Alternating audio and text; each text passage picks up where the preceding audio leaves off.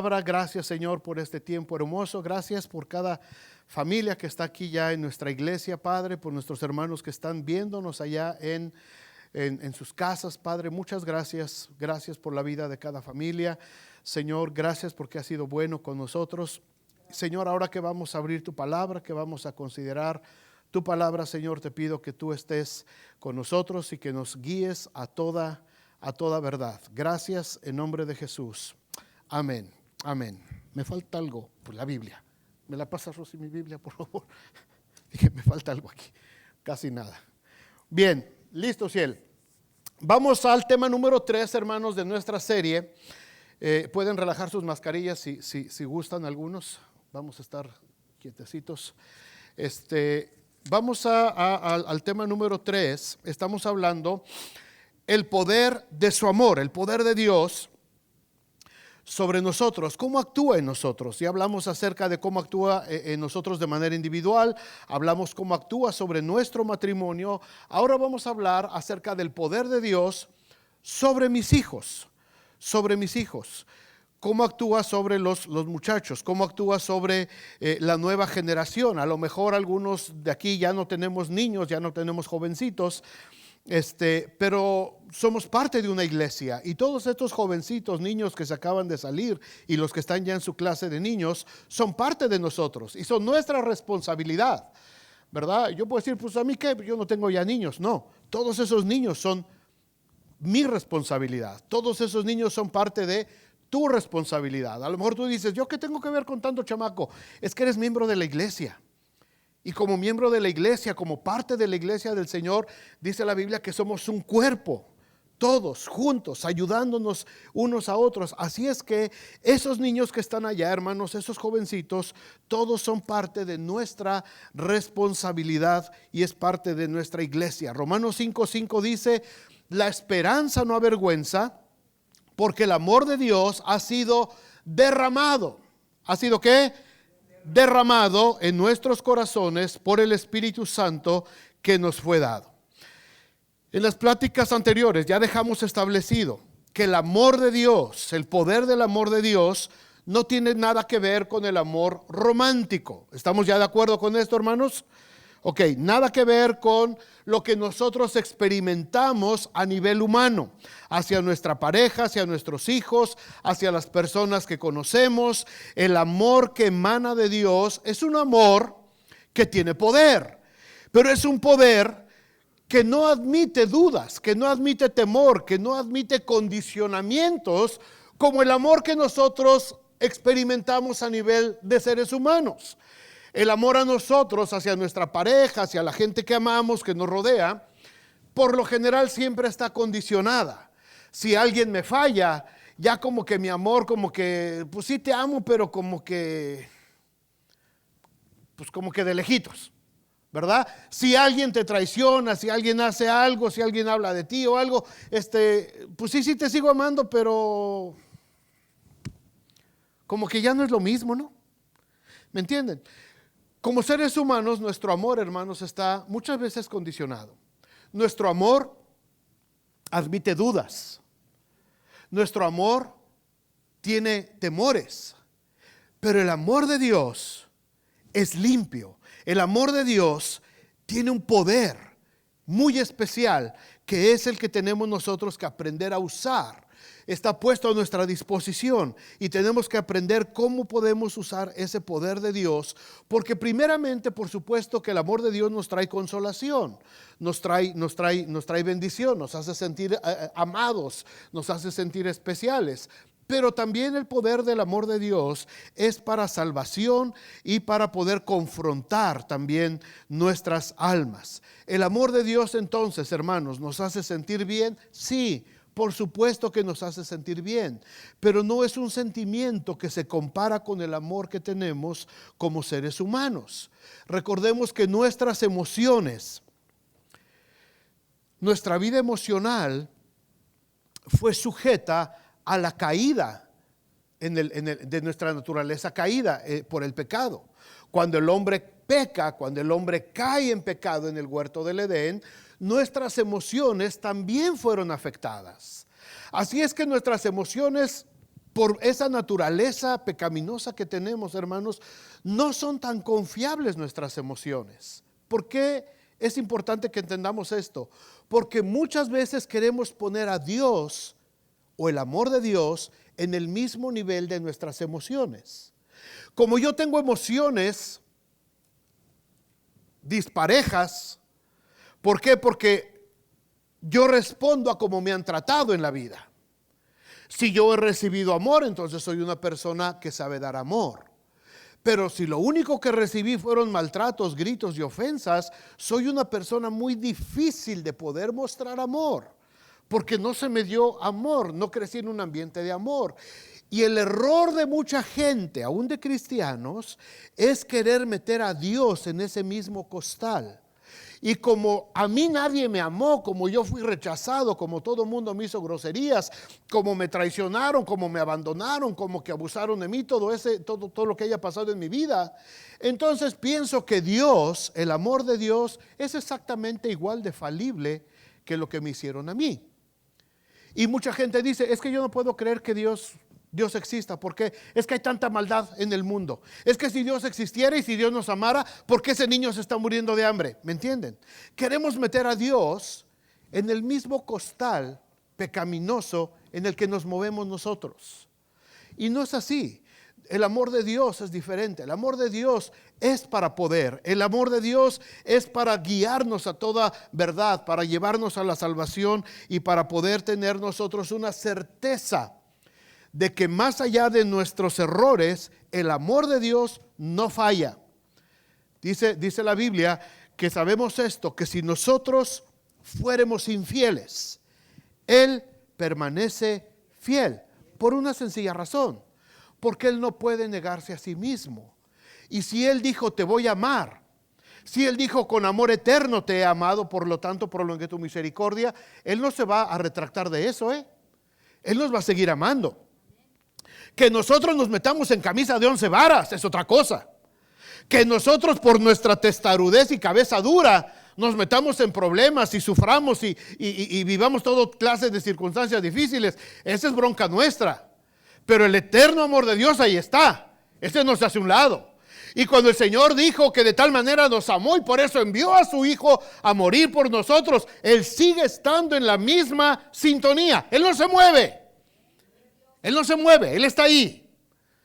Nosotros somos los que nos movemos para todos lados. El amor de Dios es infalible. Primera de Juan 4:10 dice, en esto consiste el amor. No en que nosotros hayamos amado a Dios, sino en que Él nos amó a nosotros primero y envió a Jesucristo para darnos a nosotros salvación. Ese es el amor de Dios. Ese es el amor que nos cuesta a veces trabajo entender si lo queremos ver desde el punto de vista humano. Así es que ya hablamos, hermanos, que el poder de Dios se debe de manifestar en mí mismo primero. Yo debo de entender cómo opera el amor de Dios en mi vida. Yo no puedo pretender enseñarles cómo amarse. Yo no puedo pretender amar a mi esposa, yo no puedo pretender amar a mis hijos ni a mi iglesia si primero yo no he entendido cómo opera el amor de Dios en mi vida. Si no sé cómo el amor de Dios me da la capacidad de discernir entre el mundo espiritual y el mundo natural, si no entiendo la capacidad del amor de Dios que me ayuda a romper con esa vieja naturaleza mía y me da la determinación de poder ser una nueva persona. Yo no puedo amar a nadie ni puedo vivir en el amor de Dios si primero no lo pongo en mi vida. Después lo tengo que poner de manifiesto en mi matrimonio. Hablamos la semana pasada de esos vínculos que se tienen que entender y se tienen que lograr dominar. No va a ser fácil. Los vínculos con las familias que tenemos y con nuestra pareja lo tenemos que lograr hacer. Ahora vamos a hablar acerca de nuestros hijos. Las bendiciones, como les llaman ahora, ¿verdad? Ahí te va la bendición. Sí, ni te avientan al chamaco. Nuestras adorables criaturas, les amamos con todo el corazón. Amén. Todos amamos a nuestros hijos, ¿verdad que sí? Aunque a veces estén de cabezones y de cabezas duras y nos saquen canas verdes, moradas y los amamos. Porque esa es la naturaleza del ser humano. Les amamos. estaríamos dispuestos a luchar por ellos, a mantenerlos, a dar nuestra vida por cada uno de ellos, ¿verdad? Es muy raro cuando un padre no está dispuesto a sacrificarse por su hijo. Por lo general, hacemos lo que sea por nuestros angelitos. Bueno, cuidado, padres cristianos. Si somos cristianos, si ya hemos creído en Jesucristo como nuestro Señor y Salvador, tenemos que tener mucho cuidado. Porque si no amamos a nuestros hijos bajo el poder del amor de Dios, vamos a cometer muchos errores. Si yo no aprendo a amar a mis hijos, no a nivel humano, yo no puedo amar a mis hijas a nivel de ser humano. Antes de ese nivel de ser humano tiene que estar el poder del amor de Dios para yo poder amar a mis hijas. Porque de otra manera estaré en grave riesgo de echarles a perder sus vidas. Entendamos esto, hermanos. Un amor de padre a nivel humano, aunque se vea muy bonito y admirable, puede ser muy dañino para nuestros hijos. Como les dije al principio, nuestro amor humano es parte de nuestra naturaleza caída por el pecado.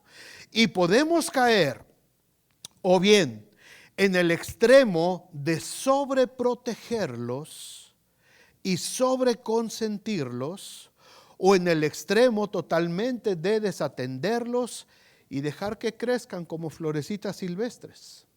Son dos extremos. Hay hijos que han crecido totalmente cubiertos y sobreprotegidos por sus papás, que hasta miedo les da pisar la nieve, porque antes de pisar la nieve la mamá los tiene que abrigar y cuidado que no toquen el frío, porque ya salen así los pobres niños que no se pueden ni mover. Ahora sí ya, ve a la nieve, ¿ya para qué? Qué chiste. Y el otro extremo es al niño que anda en camisetita y sáquese a la nieve, pum, váyase a jugar.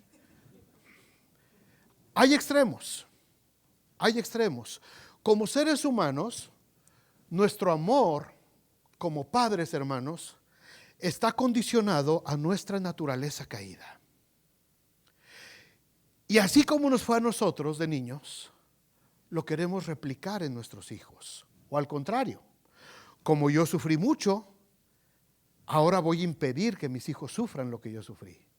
Como yo tuve que vivir experiencias muy amargas, ahora mi compromiso es evitarle esas experiencias amargas a mis hijos. Y podemos cometer muchos errores si no lo hacemos a la luz del poder del amor de Dios.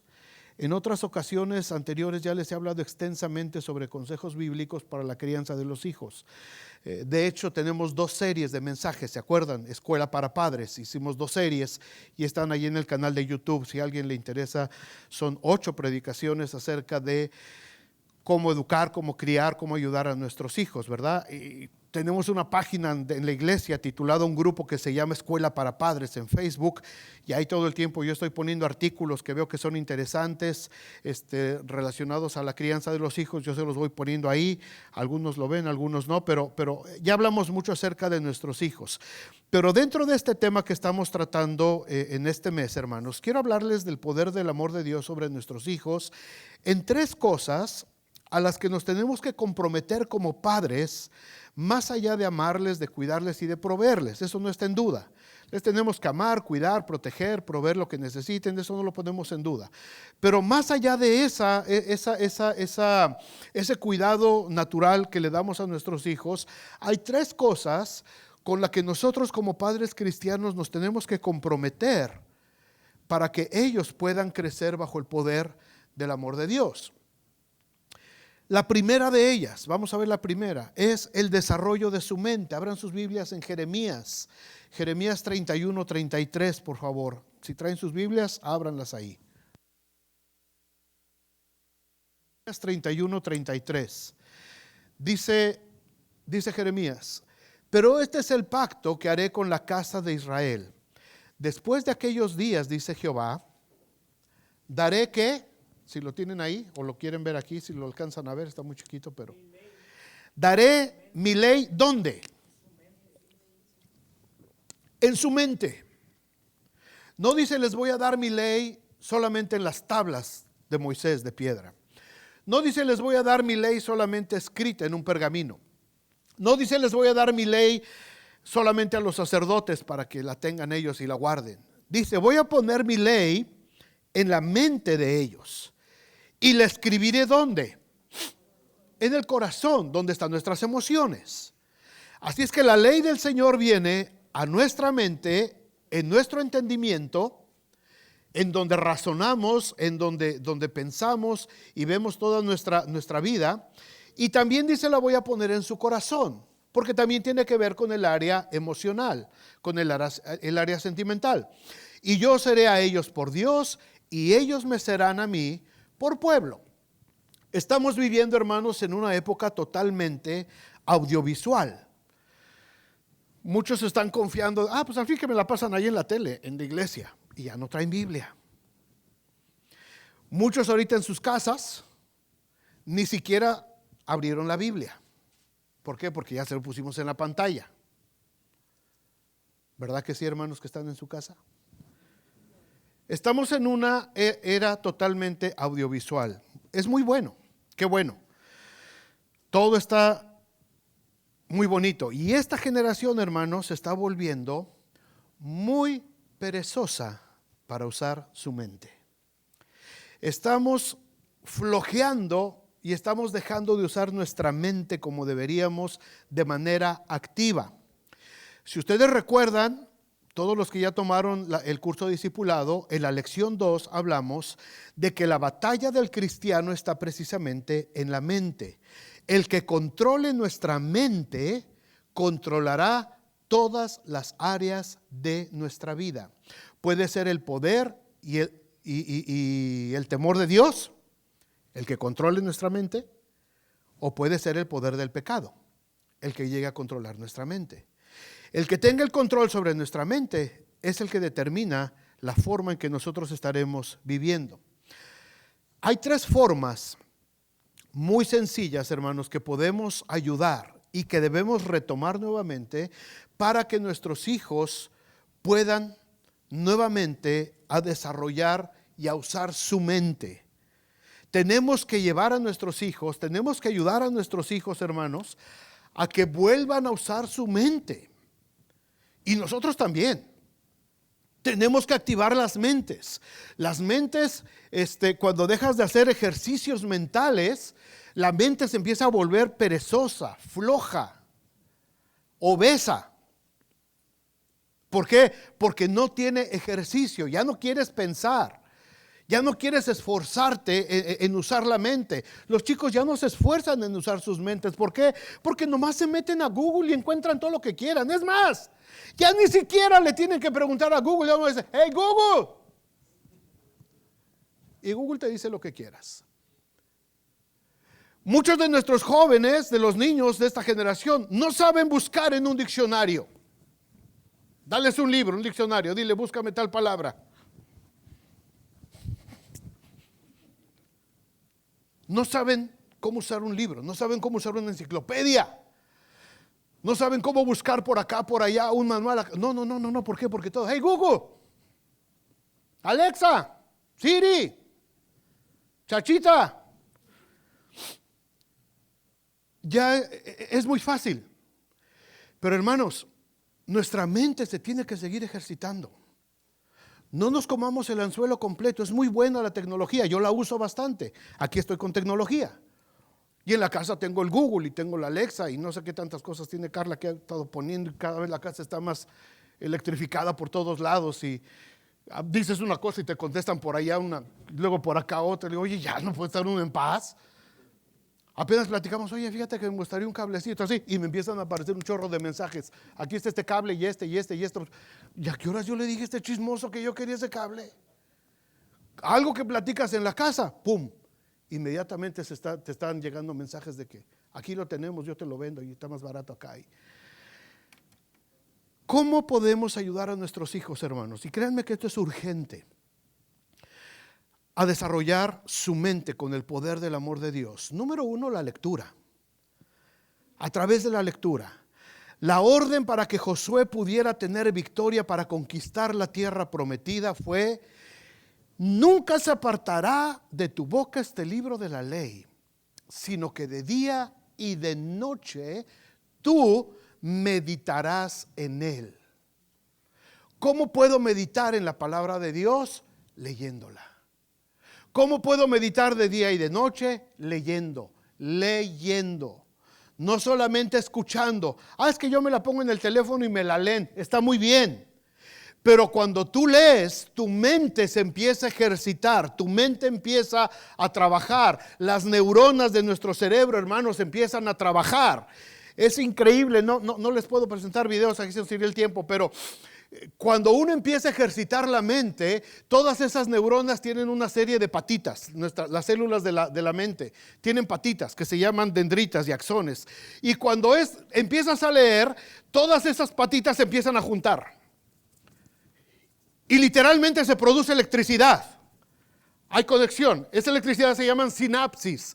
Cuando hay sinapsis en las neuronas de nuestra mente, el cerebro empieza a activarse y empieza a segregar una serie de sustancias químicas que llenan todo nuestro organismo. Esas sustancias, hermanos, son beneficiosas para nosotros.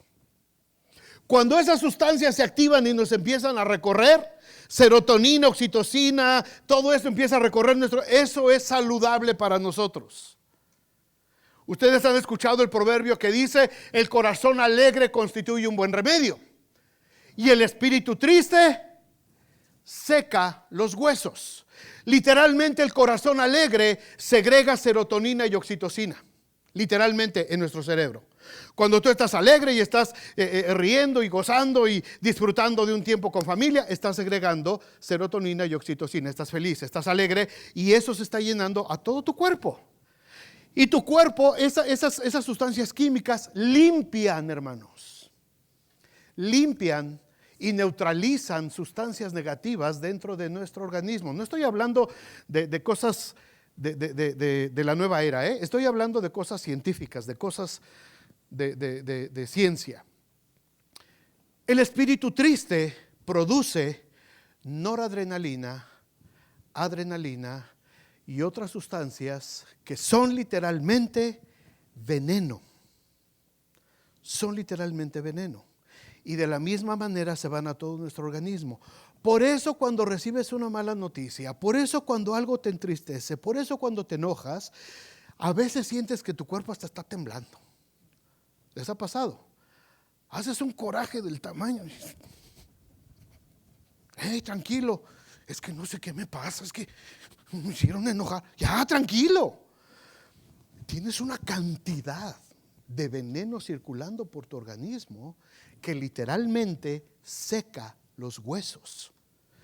Cuando yo empiezo a activar la lectura en mi mente, la lectura empieza a hacer que mis células en mi cerebro empiecen a trabajar y empiecen a tener acción. Hermanos, necesitamos mentes abiertas. Cada generación que va pasando nos volvemos más perezosos para leer. Los periódicos están desapareciendo en todas las ciudades poco a poco. Ya casi nadie se sienta en la mañana con su cafecito a leer su periódico. ¿Por qué? Porque oyes las noticias, porque recibes nada más una información rápida en el teléfono de lo que necesitas, y ya no te das el tiempo de buscar, de hojear tu periódico, de buscar tu sección. A ver, vamos a ver los editoriales y me voy a los deportes. No, ya lo buscas todo. Ya nuestras mentes se están haciendo cada vez más perezosas. Ya no tenemos que analizar, ya no tenemos que razonar, ya no los están dando todo digerido. Ya no hay que leer libros porque ya nos los dan en forma de películas y con efectos especiales que superan nuestra capacidad de imaginación. Las mentes de las nuevas generaciones se están volviendo lentas, van perdiendo su capacidad de conectarse por falta de ejercicio mental. Qué padre era leer los libros tantos libros tan hermosos. No sé si a alguien de aquí le gustaba, por ejemplo, Julio Verne. A mí me encantaba, yo era fanático de niño de Julio Verne. No había películas de Julio Verne, por supuesto. Era el libro, ¿verdad? Y ahí estaba Miguel Strogoff, y estaba Viaje al centro de la Tierra, y de la Tierra a la Luna, y 20,000 leguas de viaje submarino, y, en fin, una serie de novelas tan padres, pero las ibas leyendo y tu mente empieza a imaginarse todo, ¿no? Y te empiezas a esa imaginación, hermanos, ese ejercicio, es el gimnasio de nuestra mente. La pregunta es, ¿nuestros hijos están metiendo sus mentes al gimnasio? ¿O solamente están reciclando la información audiovisual que están viendo? Déjenme decirles rápido algunas ventajas que tienen, que se han sabido desde hace muchos años sobre la lectura. La lectura agudiza la astucia, es decir, nos hace más astutos. Estimula el intercambio de información y conocimiento. La costumbre continuada de leer retarda la aparición de los síntomas de demencia. Gente que lee bastante es más difícil que le dé demencia cuando se hace viejito o que le dé Alzheimer. Estimula la percepción, te vuelves más perceptivo cuando tienes la ventaja, la costumbre de leer. Estimula la empatía, la socialización, es decir, cuando lees, cuando intercambias, es más fácil que compartas con otras personas.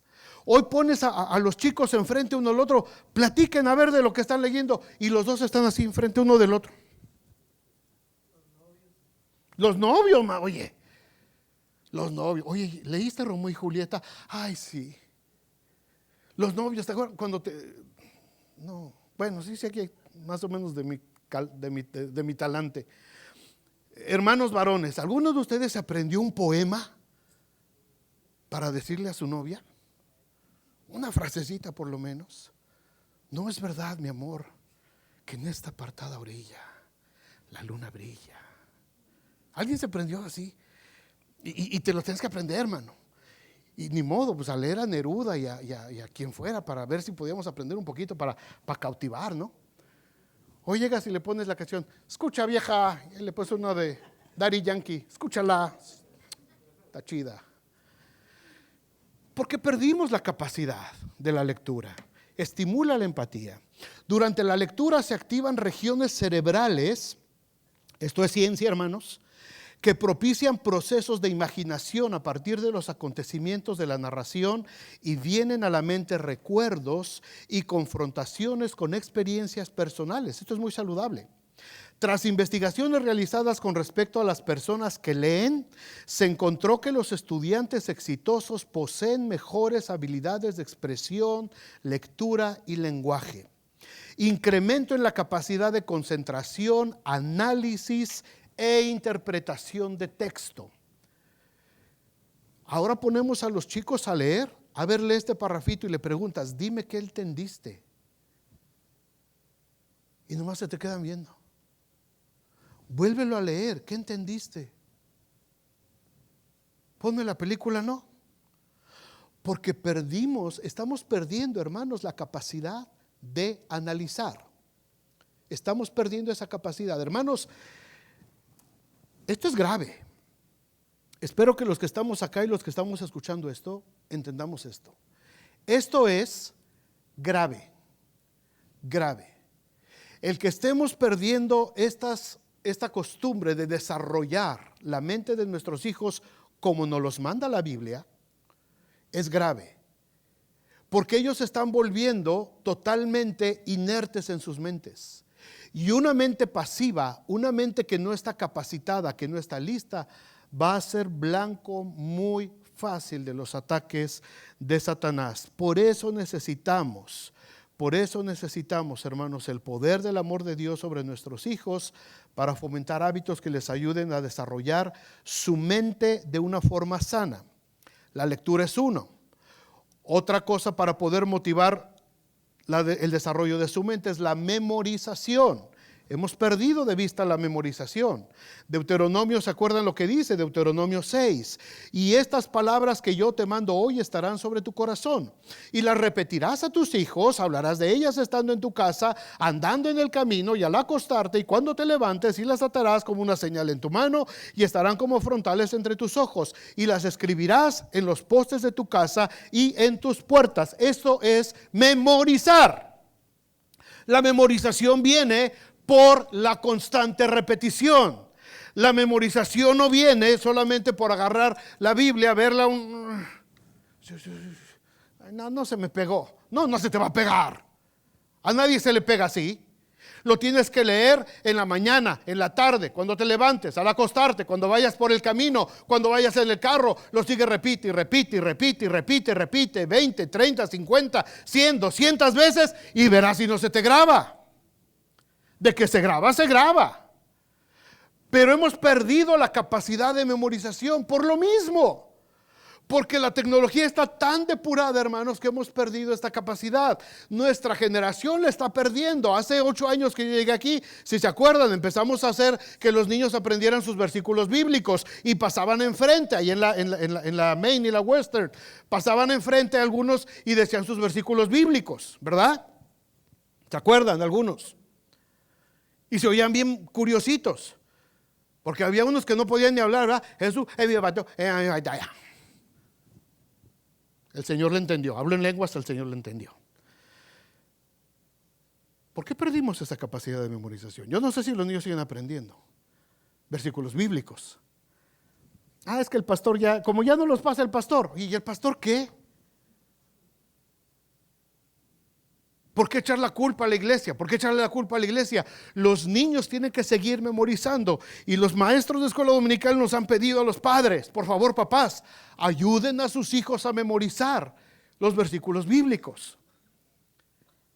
Yo no sé si ahorita les preguntamos a algunos de nuestros niños si están memorizando versículos bíblicos. Desde hace 8 años les pedí a toda la iglesia, memoricen por favor los libros de la Biblia. Es fundamental, es el ABC del cristianismo. ¿Cuántos se lo saben de corridito ya? 1. Un pequeño examen. Bien, David. 2, jovencito. ¿Quién más? De memoria. Génesis, Éxodo, Levítico, Números, Deuteronomio, Josué, Jueces, Ruth, Primero, Samuel, Crónicas, Esdras, Nehemías, Esther, Job, Salmos, Proverbios, Eclesiastés, Cantares, Isaías, Jeremías, Lamentaciones, Ezequiel, Daniel, Oseas, Joel, Amós, Abdías, Jonás, Miqueas, Nahum, Habacuc, Sofonías, Ageo, Zacarías y Malaquías. Y después el Nuevo Testamento. ¿Quién se lo sabe? ¿Por qué no lo sabemos? Si tengo 8 años pidiéndole que se los aprendan. Porque hemos sido flojos, hermanos. Esa es la verdad. Ay, pastor, es que no se me pega. Pero si te pido el resumen de la novela de la semana pasada, me lo das. Con nombres y apellidos. Oye, ¿y este quién es? No, es que este salió en la novela anterior, pero es que este parecía que era bueno, pero no, resultó que era malo. Porque este se juntó con la Rubí, con la otra. ¿Podemos memorizar? Por supuesto que podemos memorizar. Nadie de aquí, a menos que tenga una condición cerebral difícil, pero todos los que estamos aquí, hermanos, tenemos la capacidad de memorizar. Nuestros niños tienen una capacidad, por supuesto, todavía mayor de memorizar. Pero no lo hacemos porque somos perezosos, esa es la verdad. Somos flojos, nos cuesta. Es que los profetas menores, pastor, están tan enredados. Apréndetelos de 3 en 3, hombre. Podemos memorizar, claro que podemos memorizar. Claro que podemos memorizar, hermanos. Nuestros niños tienen que memorizar. No solamente tienen que memorizar la Biblia. No solamente la Biblia. No sé, muchos de ustedes que estuvieron en la escuela también en mis tiempos, tuvimos que memorizar pedazos de la literatura universal. No los pidieron en la escuela. Muchos, ya tan rápido, ya se me acabó el tiempo. Muchos de nosotros tuvimos que memorizar capitales del mundo, por ejemplo. ¿Se acuerdan? Tuvimos que memorizar océanos, tuvimos que memorizar los continentes. Les preguntas hoy a los chavos de universidad. Oye, ¿cuál es la capital de España? ¿Sabe? ¿El Barça? No, la capital política de España. ¿Sabe? ¿Y la capital de Francia? ¿Sabe?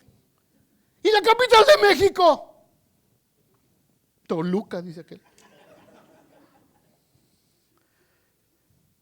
Hemos perdido esa capacidad, hermanos. En la escuela casi ya no se forza a los niños a memorizar. Las tablas, ¿se acuerdan las tablas de multiplicar? A mí me tocó ya nomás hasta la del 10. Mi papá, que nomás hizo la primaria, se sabía hasta la del 14. Y así. Me decía, a ver, 14 por 7. Sabe, hermano. Y él, ¿por qué? Porque era un requisito. Era un requisito memorizar. Había tantas cosas que memorizar en la escuela. Hoy, si le preguntan a los chicos, casi no hay memorización, Ya no se está estimulando la memorización. Y eso es clave, hermanos, en el desarrollo de nuestra mente. Eso es clave en el desarrollo de poder. El Señor no lo dijo nada más porque sí. El Señor no dijo que repitiéramos y que memorizáramos su palabra solamente porque se le ocurrió, porque no tenía otra cosa que hacer. El Señor sabía que detrás de esto, hermanos, había una mente activa, una mente que estaba ocupada, una mente que se estaba llenando. Escribiré mi ley en sus mentes. La voy a poner en sus mentes. ¿Por qué? Porque se necesita este proceso. Si mi mente no está ocupada memorizando cosas positivas que me traigan bendición, que me traigan beneficio a mi vida, entonces mi mente se va a llenar de otra cosa que no conviene. Y después me pregunto, ¿por qué no puedo salir adelante? ¿Por qué no puedo dejar el pecado? ¿Por qué este pecado? Pues porque hay en tu mente. Porque la mente está floja, porque la mente está perezosa, porque la mente no quiere trabajar. Y es más fácil que el enemigo venga y ponga su cizaña adentro de nosotros. Le preguntamos a los chicos ahora acerca de pasajes de la literatura universal. No lo saben. Pregúntales quién dijo. Oye, ¿quién dijo ser o no ser? Esa es la cuestión. Sabe. No sabe nada. No hay lectura, hermanos. No ha habido profundización. ¿Cuántos memorizamos tantas cosas, hermanos? Pero estamos perdiendo la capacidad de memorizar. Recuerdo un pastor en Puebla, era americano, pero hablaba muy bien español, grandote, impresionante el pastor. Se sabía el Evangelio de Mateo de memoria. Todo el Evangelio de Mateo, 28 capítulos, versículo tras versículo. Se lo sabía todo de memoria, impresionante. Tuvo un accidente, iba en su bicicleta y lo tiraron y se pegó en la cabeza, no llevaba casco. Estuvo en el hospital inconsciente mucho tiempo. Cuando recobró el conocimiento, no conocía a su esposa, no conocía a sus hijos, no conocía a nadie de la iglesia, hablaba con dificultad. No sabía cómo utilizar los cubiertos para comer. Quedó. Y a alguien se le ocurrió, un hermano de la iglesia. Dijo, pastor, ¿se acuerda usted del Evangelio de Mateo?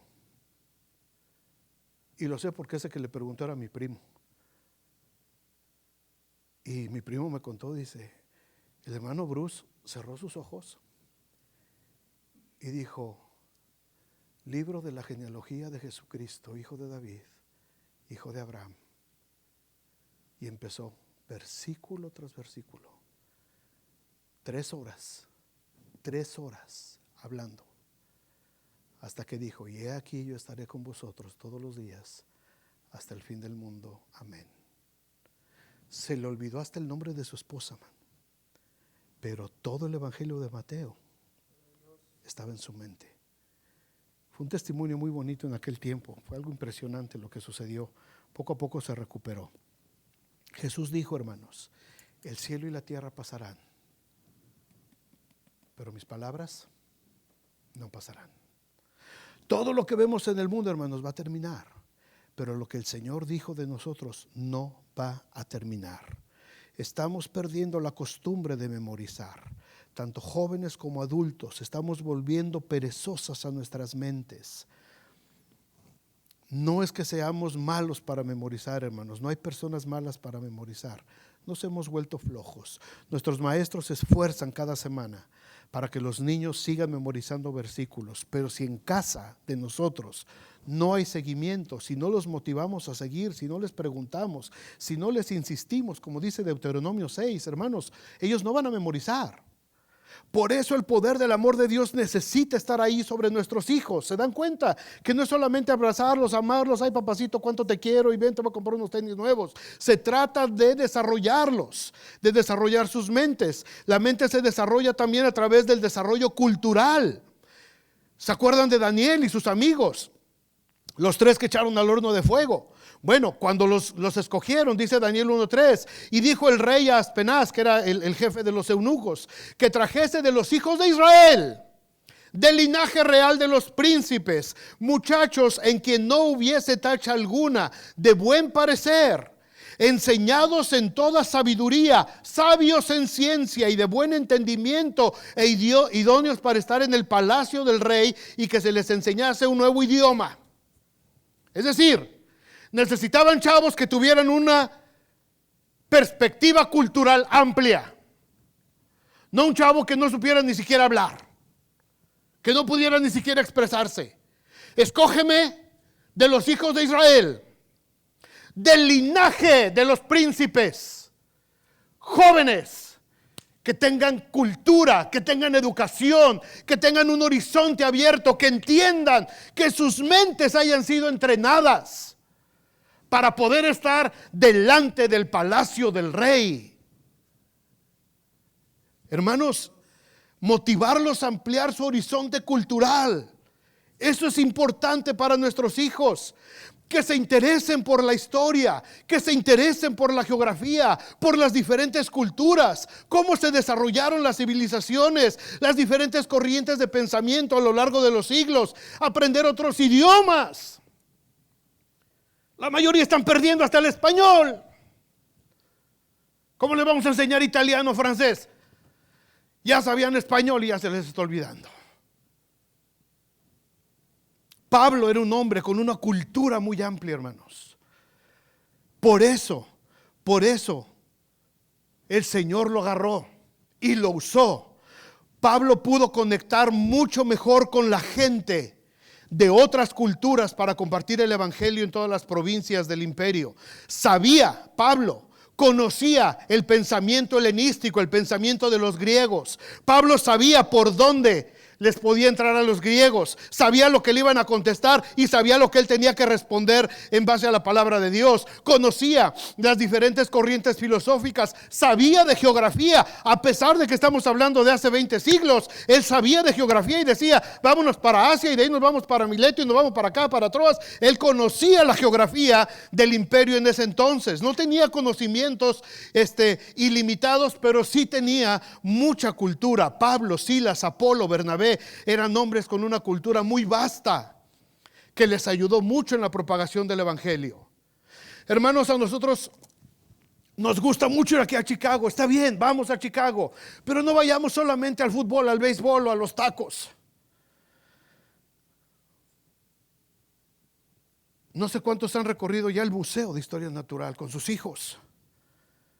Uno se cansa, no aguantas ni una hora, pero los chamacos que conozcan el Museo de Historia Natural. Es un museo increíble, donde pueden aprender 1000 cosas. Ok, no quieres ir a Chicago. Aquí a unos bloques de distancia está el Museo de Historia de South Bend. ¿Cuántos han ido? ¿Cuántos llevan a sus hijos periódicamente? Hay unas exhibiciones preciosas que las renuevan constantemente en el Museito de Historia Natural, donde está también el de los carritos de Studebaker. Pero junto está el de Historia Natural. Qué bonitas exposiciones ponen. Y se te abre la mente de cómo fue creciendo toda esta región y cómo llegaron las olas de inmigrantes y cómo llegaron también las empresas que se fueron poniendo a la margen del río para aprovechar el vapor que se podía generar y las industrias de vapor y cómo fueron creciendo y la ciudad se fue. Hermanos, hay tanta historia, tanta cultura a nuestro derredor. Pero tenemos que llevar a nuestros hijos. Tenemos que ampliar su horizonte cultural. En la música deben de saber que hay más que Bad Bunny en la música, los muchachos. Tienen que entender que hay corrientes de música, que la música ha estado a lo largo de los siglos y tienen que tener la capacidad de entender, de conocer cuáles fueron. Igual van a ver a un artista callejero que pueden ir ahí al nuestro teatro, ¿cómo se llama? El Morris. A ver a la Orquesta Sinfónica de South Bend, o pueden ir a ver otro tipo de música y tener un criterio de análisis, de crítica constructiva, de poder entender, hermanos, el horizonte cultural de nuestros niños tiene que crecer, porque sus mentes están en nuestras manos. Y si sus mentes solamente están abarrotadas de redes sociales, de lo que está sucediendo, de los influencers, de los youtubers. Si sus mentes solo están en eso, hermanos, se nos van a perder. Nos vamos a perder. Porque esa corriente nos va a ir llevando para otro lado. Tenemos que presionarlos a que lean, a que activen sus mentes, a que memoricen. Memoriza. Juan 3:16. De tal manera amó. Juan 3:16. De tal manera amó Dios al mundo que dio a su único. ¿Verdad? Segunda de Corintios. Que memoricen, hermanos. Y abrámosle, por favor, el horizonte intelectual. Número 2, rapidito y terminamos, para no dejarlo aquí. Bueno, nada más por último le digo, en este punto, ¿qué va a pasar si no ocupamos la mente de nuestros hijos? Si no la empezamos a desarrollar desde que nacen, alguien más lo va a hacer. Si nosotros no lo hacemos, alguien más lo va a hacer. Romanos 1:28 dice, y como ellos no aprobaron tener en cuenta a Dios, Dios los entregó a una mente reprobada para hacer cosas que no convienen. Una mente ociosa, una mente que no ha sido desarrollada en la palabra de Dios, en la cultura de los padres, abriendo el horizonte de los chicos. Una mente ociosa hará cosas que no convienen. Hará cosas que no convienen. Nos tenemos que comprometer, hermanos, con el desarrollo de las mentes de nuestros hijos. Otra cosa que nos tenemos que comprometer es con el propósito de Dios en sus vidas. Salmo 138:8 dice, Jehová cumplirá su propósito en mí. Lo pueden leer conmigo. Jehová cumplirá su propósito en mí. Tu misericordia, oh Jehová, es para siempre. No desampares la obra de tus manos. ¿De quién es el propósito? ¿Quién es el que pone el propósito? Yo no veo que ahí diga el Señor cumplirá mi propósito. Yo no veo que diga el Señor cumplirá mis sueños, mis anhelos, mis deseos personales. Dice el Señor va a cumplir su propósito en mí. Mucha diferencia hay en esto, hermanos. Tenemos que enseñarles que Dios tiene un propósito para ellos desde pequeños. Pero es un propósito de acuerdo a la voluntad de Dios, no de acuerdo a sus ambiciones y su egocentrismo. No es un propósito, no es lo que yo quiera. Tampoco dice que Dios me va a ayudar a cumplir mis propósitos y mis sueños. Se trata del propósito de Dios, no del mío. Repitan conmigo, se trata del propósito de Dios, no del mío. ¿Por qué? Sencillo. ¿Por qué? Porque mis propósitos, hermanos, nacen de un entorno totalmente egocéntrico. Mis propósitos solo se tratan de mí. Y en el mejor de los casos, en mis propósitos llego a incluir a mi jefecita. Pero por lo general, mis propósitos se tratan de mí. Lo que quiero lograr, lo que quiero hacer, lo que me gustaría tener, lo que me gustaría comprar, lo que me gustaría desarrollar, cómo me gustaría verme, cómo quiero que me vean, cómo quiero que me respeten. Por lo general, mis propósitos se tratan de mí. ¿Por qué? Porque vivo en una naturaleza caída. Y se trata de mí. Pero cuando le preguntas a los chicos cuál creen que es su propósito en su vida, también piensan en cosas que giran alrededor de ellos. Quiero ser un gran deportista, quiero ser influencer. Ahorita todo el mundo, los chicos quieren ser influencers. Quiero ser doctor, licenciado, ingeniero. Qué padre, ¿por qué quieres ser doctor? Porque ganan harta feria. ¿Y por qué quieres ser abogado? Porque esos se forran de dinero defendiendo a los narcos. Salió igual. Nuestros propósitos, hermanos, siempre se tratan de nosotros. Pero el propósito de Dios se trata de su reino. El propósito de Dios se trata de su reino. Un propósito divino tiene que ver con una vida de servicio. Saber desde pequeños que no están en este mundo para ser servidos, sino para servir. Si Dios les permite ser médicos, es porque quieren servir a aquellos que están en enfermedad. Si Dios les permite ser abogados, es porque ellos tienen el deseo de ayudar a aquellos que no tienen una voz en medio de las cortes. Si Dios les permite ser ingenieros, arquitectos, es porque tienen el deseo de ayudar a desarrollar sus comunidades. Se trata del propósito de Dios en sus vidas, no de nuestros sueños ni de nuestros deseos que nosotros tenemos engañosos. Debemos enseñarles que la vida que escojamos, hermanos, para cumplir el propósito de Dios será de bendición, porque somos la obra de sus manos, dice ahí. Cuando estamos en el propósito de Dios, le podemos decir al Señor: no desampares la obra de tus manos, Señor. Pero si tu propósito es egocéntrico, estás pensando en ti, solamente en forrarte de dinero, ¿cómo le vas a decir al Señor: Señor, no desampares? ¿Cuál obra? Dice el Señor. Esa no es mi obra, esa es tu obra. Eso es lo que tú quieres. ¿Está malo que tengan dinero? No. ¿Está malo que hagan una profesión y que tengan que... No está mal. Qué bueno. El Señor es el que te da el poder para hacer las riquezas. Está bien. Pero que tu propósito sea no el dinero, sino servir. Volver una vida de servicio. Hermanos, eso les va a garantizar a nuestros hijos una vida plena, llena de bendición. Puede haber riquezas, puede haber escasez, pero eso no va a determinar el éxito de sus vidas. El éxito no tiene que ver con dinero. El éxito tiene que ver con cumplir el propósito de Dios en mi vida. En eso tiene que ver el éxito. Qué hermoso sería que alguien dijera de nosotros y de nuestros hijos cuando ya no estemos aquí en este mundo lo que dice Hechos 13:36 de Pablo, de David. Porque a la verdad, David, habiendo servido a su propia generación. Si tienen sus Biblias y pueden subrayar esas palabras, hermanos, son preciosas. David, habiendo servido a su propia generación. Qué hermosas palabras para alguien que ya no está.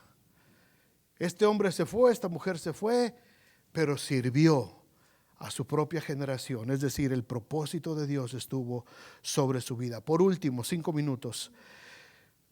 Tenemos que desarrollar la mente de nuestros hijos bajo el poder del amor de Dios. Tenemos que establecer el propósito. Y sería un buen ejercicio, los que tienen hijos hoy en la tarde, al rato, pregúntenle: hijo, ¿tú sabes cuál es tu propósito en la vida? Si les dice que no sabe, lo más seguro es que les va a hacer así. Ok, tienen trabajo que hacer. Tienen trabajo, hermanos. No echen esto, por favor, se los pido en el nombre del Señor. No lo echen en saco roto. Ni digan: ay, pastor, qué chistoso. ¿Qué? No. Aquí no es nadie chistoso. Esto es serio, porque tiene que ver con el futuro de nuestros hijos. Tiene que ver con el futuro de esta generación. Pregúntenle: hijo, ¿tú sabes cuál es el propósito en tu vida? Pues no sé. Tienen tarea, papás. Tienen tarea de empezarles a enseñar. No importa la edad que tengan, empiécenles a enseñar cuál es el propósito. Y por último, también tenemos que estar seguros de cuál es su destino eterno. No solamente desarrollar sus mentes, no solamente que conozcan su propósito, sino de que tengan la seguridad de su destino eterno. Daniel 12:3 dice: los entendidos resplandecerán como el resplandor del firmamento, y los que enseñan la justicia a la multitud, es decir, hablamos de la justicia de Dios, como las estrellas a perpetua eternidad. Nuestros hijos no deben de tener dudas acerca de su eternidad. Desde que nacen debemos de afirmarles en su eternidad con Cristo. Ellos no van a ser salvos porque nosotros seamos salvos, hermanos. Yo soy salvo, pero esto no garantiza que mi hija sea salva, Tú vienes a la iglesia y dices: no, pues vamos a la iglesia y todo eso. Eso no garantiza que tu hijo, que tu hija sean salvos. Lo único que garantiza que sean salvos es que ellos hayan hecho una confesión pública de fe en Cristo Jesús. La pudieron haber hecho contigo. Y si tú estás seguro que ya hicieron esa confesión de fe, entonces afírmales esa eternidad. Que ellos no tengan dudas. No pueden darse el lujo de tener la duda respecto de su eternidad. Si no tienen la seguridad de su eternidad con Cristo, van a ser presa fácil, hermanos, de todas las ideologías de demonios que los van a estar esperando al llegar a la adolescencia. A todos nuestros niños los están esperando El menú de las ideologías que les ofrece este mundo, hermanos, cada vez está más amplio. Ideología de género, ideología de feminismo, ideologías de política, ideología de los veganos, ideología de los ambientalistas, la ideología de los influencers, la ideología de las redes sociales, la ideología de las pandillas y las drogas, la ideología de la riqueza y de la autosuperación, la ideología del deporte. La lista es larguísima, hermanos. Cada rato salen más ideologías y están listas para devorar a nuestros hijos si es que ellos no tienen una convicción de lo que son. Si no tienen una seguridad. No, yo no ando con ideologías. Para mí, el vivir es Cristo y el morir es ganancia. Punto, se acabó. No podemos permitir que nuestros hijos duden de su eternidad, que pongan en duda su salvación o la obra de Dios en sus vidas. Si llegan a la adolescencia o a la juventud sin la seguridad de su eternidad en Cristo, pasarán temporadas muy amargas, se los puedo garantizar. Muy amargas, buscando refugiarse por acá, por allá en las cosas del mundo, hundiéndose cada vez más en el lodo del mundo. Su eternidad con Cristo está basada en la base doctrinal de la palabra de Dios. Nada más. En una cimentación que se debe ir construyendo día a día en la casa por los padres. Por los padres. La iglesia es un lugar de abastecimiento espiritual. Es nuestra base. Pero la guerra se libra todos los días en la casa. Nosotros somos los padres y nosotros somos los responsables de que nuestros hijos estén seguros que pasarán su eternidad con Cristo. La iglesia provee recursos. La iglesia provee recursos. Las maestras de SBG me decían, es que los chicos ya no quieren ir a su clase, no quieren venir. Papás, animen a sus hijos a que vayan a la clase. Es que no es de que el maestro les guste o no les guste. No es de que les guste o no les guste la clase. Se están acostumbrando esta generación a que hay que hacer lo que a ellos les gusta. Ayer mi hija me estaba enseñando, yo me quedé horrorizado. Lo que un maestro está recopilando de muchos maestros que le están mandando recados de sus hijos. A un maestro le dicen, profesor, por favor ya no ponga esa palabra, una palabra que es difícil de pronunciar en inglés, ya no la ponga tanto en las tareas, en el pizarrón, porque mi hijo se trauma. Maestra, ¿sería posible, como ya regresaron a clases en algunos lados? Le escribió una mamá a la maestra, maestra, por favor necesito que a las 11 del día, por favor le sirva un té de manzanilla a mi hija. Porque si no, no se concentra para seguir estudiando. Ahora, pobres maestros en las escuelas públicas tienen que estar haciendo circo, maroma y teatro con tal de que los niños les regalen el honor, el privilegio de 10 minutos de atención. Maestro, otro ejemplo que le pusieron. Maestro, por favor, no se le olvide constantemente durante el día de clases estarle diciendo a mi hija qué bonita se ve con su cabello y con esos zapatos, por favor, porque eso, ella necesita reforzar su autoestima. Imagínate a los maestros en clase con todas esas peticiones, porque la nueva generación de cristal tiene que estar a gusto con lo que se les da, con lo que se les provee. Las iglesias han caído también en ese engaño, hermanos. Las iglesias están cayendo en esa trampa. Hay iglesias que están haciendo para los jóvenes las famosas cristotecas. Música de punch cristiana. Cristo es mi Señor y Salvador.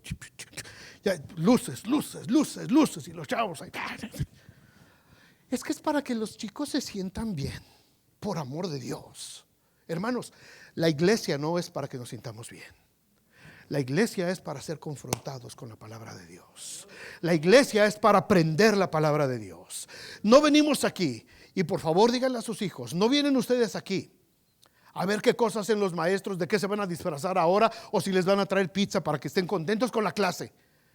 ¿Qué si no me traen pizza? No se trata de eso.